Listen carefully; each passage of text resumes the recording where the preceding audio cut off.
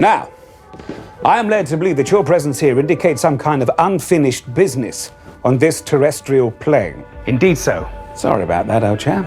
Anything I can help with?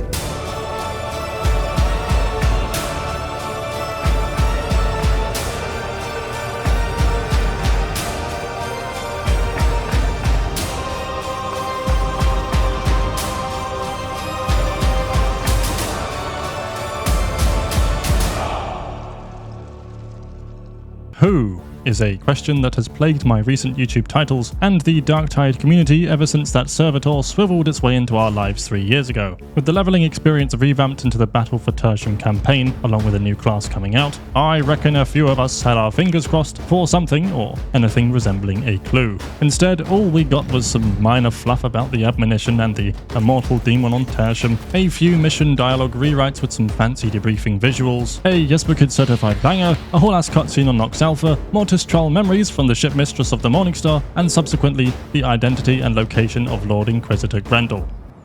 A month or two I said I had no idea who Grendyl is, and that would still be true if Fatshark didn't just answer the question outright in this update. It's an orbital bombardment of lore any radical Inquisitor would be proud of, and while I usually don't like to speculate, Brahms' memories come across to me as uncharacteristically blatant. You just speculate. You don't know! Grendyl has been around for centuries, although the memories begin with Magali Brahms, the mother of Amora Brahms. She's saying goodbye to a mysterious man aboard the Morningstar, a very one-sided conversation as she vents about all the trouble he has caused her family. Ah, there you are. Awake, I take it? A foolish question. How else could you always be watching? You would have us believe you're a hero, that your sacrifice saved billions. This is goodbye. I will be your victim no longer. I offer up my daughter in my stead. Both she and I deserve it. As do you, grandfather. She's stronger than I ever was. Maybe she'll be the one to kill you and rid us of your curse. Magali, thank you for your service. As if words can undo the ruin you have visited on us. Why can't you just have the decency to die? With Magali having escaped her familial ties, this mysterious voice, who we now know as her grandfather, is left alone to lament her passing. Although Grandad Brahms controls the Morningstar from the shadows as he has for generations, he still needs someone to puppet. So far his descendants have been his lifeline, as well as a secretive Magos biologist named Karib. Should you have convinced her to stay? No, of course not. An unwilling hand is a burden, not a help. But still... You sound uncertain. Don't talk about things you don't understand, Karib. Have humility. Then again, perhaps I should take my own advice. No matter. Change may not touch the Imperium, but it shackles the rest of us. We continue the work. After all, what else can we do? Embrace humility. Accept your fate. A poor time to practice your sense of humor, Karib. Perhaps it is for the best that Magali is gone. It removes complication. Enter Amora Brahms, head of House Brahms, rogue trader, and soon-to-be victim of wacky 40k ghost logic. Amora's warpath through her own kin, involving deceiving and killing members of her family for a larger inheritance, has earned her the one prize she never wanted, the Morningstar. But what's wrong with the Morningstar, you might ask? Well, like I said, it's haunted, and Fatshark have just become very unsubtle about who by. Yes, it's what makes our little exchanges so... interesting. Do not fail me again. Originally, I was going to ease into things and not mention that Grendyl is the remnant of Amora's great-grandfather, bound to the Morningstar by an unspecified sacrifice or otherwise technological phenomenon. But there's no easy way of saying it. Grendyl might not even be an Inquisitor, instead an elaborate lie weaved into legitimacy through the centuries. Nevertheless, he commands an inquisitorial retinue, and the reluctant Amora who curses the day that they became acquainted. I am the ship mistress of this vessel. What makes you think you can summon me? Apologies offered. Truth is impatient. Save your mysticism.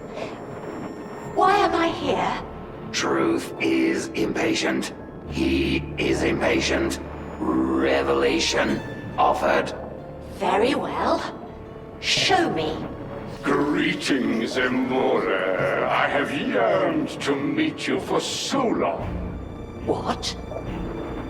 Who are you? Your past, your future, your hope.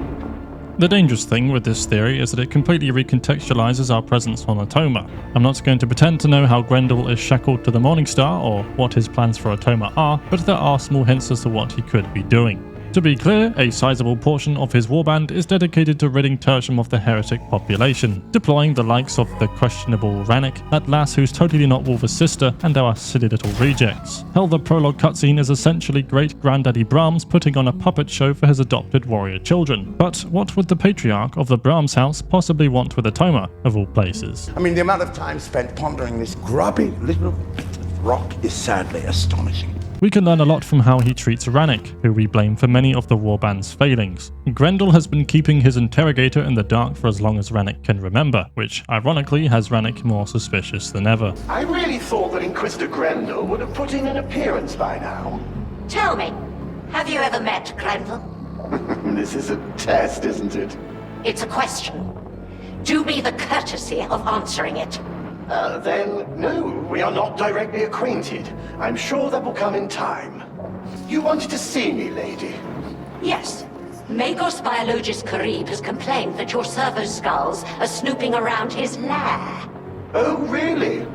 They are little devils sometimes. Don't act surprised, and don't spy on Karib. Still no sign of Grendyl. I mean, there's being mysterious and being horrifically unpunctual. I'm sorry, were you talking to me? Well, the two of you are old friends, after all. And as such, you would expect me to keep his confidences. Very well. Keep your secrets. I'm sure he'll show up, eventually. It's in the job description to be mindful of such things, and it's never explicitly stated, but when Grendyl has several members of your retinue running secret missions under your nose, things get a bit dodgy. In this new mission dialogue, Hadron is running an operation to acquire something undisclosed, and you get the sense she's not up to telling Rannick what's up, even more so than usual. The mission, of course, ending with the payload successfully delivered to Hadron, and if you've had a peek at your surroundings in the consignment yard, you'll realize why Grendyl probably wants a piece of it. Clandestium Gloriana, the Forgotten Foundryplex mission, has us meet up with Swagger, a highly suspicious bloke claiming to know Grendyl. Once again, Rannick does his special move where he asks someone a question and is immediately met with a brick wall. I'm afraid you're not cleared for that information. To keep things rolling, there's also a short story called Need to Know, where Hadron goes down to the Foundryplex herself, and Rannick spies on her, trying to figure out what the hell is going on. He knows he's being played somehow, and it's left him distracted, but if only he knew the magnitude of Grendyl's deception. You summoned me. Fuck my fucking life. Between Wrath and Glory, where part of the campaign is to retrieve lost archaeotech, Hadron's covert techno-archaeologist tendencies, a fourth unrevealed tech priest in the cutscenes, and the secrets of Mobian Steel, there's a lot to piece together. This hidden agenda and focus on technology is strange, although not that strange when you consider that Grendyl is the decaying body or spirit of Amora's great-grandfather, shackled to the life force of the Morningstar. He's kind enough to mention to Rannick that they're running out of time, though he'll leave out the real reasons as to why. I hope you're satisfied. I've left a trail of breached contracts and lapsed negotiations all across the segmentum, and for what? It isn't necessary, Emora. Stay the course, and we shall all be free. I regret to inform you that the Morningstar systems are continuing to decay. And it cannot be stopped without scaling back Magos Karib's experiments? Alas, no, O Lady of the Stars. Then we are running out of time. Say nothing to our guests. Karib's experiments must stop. They cannot. He is close to a breakthrough. You are destroying my ship. Your ship.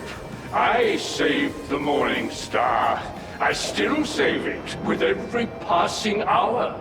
Now, in case you thought the trial memories answered too many questions, there's a lot squished in there to throw you off. The Morning Star's past proximity to Xenotros has a gene stealer find its way on board, although it gets stomped on by Brunt, the currently missing Ogrin quartermaster of our warband. Pulled its head off and stamped on it.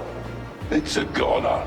Brahms is understandably furious about this, as a gene stealer can be a huge pain in the bum for folks wanting to keep their legacy uninfested by Xenos threats. Unfortunately, the legacy of the Brahms house is cursed, and at some point, Eldari raiding ships find their way within Auspex range of the Morningstar too. Give it to me straight. If the Eldari take a crack at us, what are our chances? Let me put it this way. Details of the Xenos force notwithstanding, I would make your prayers to the Emperor particularly fervent. In a turn of events, these particular Eldari are desperate and are looking to make contact, adding to the mystery that is Grendyl's past and his affiliation with the mischievous buggers. Either way, it coalesces into the overarching plot for the war on Atoma. Honestly, the implications are so large that it almost made me forget about the threat of Nurgle when I heard these new memories. It's entirely unhinged, and a sign that Fatchuck are cooking something spicy. To those who had guessed that Grendyl was the servitor years ago, to an extent I'd wager you're right. I speculated this might happen.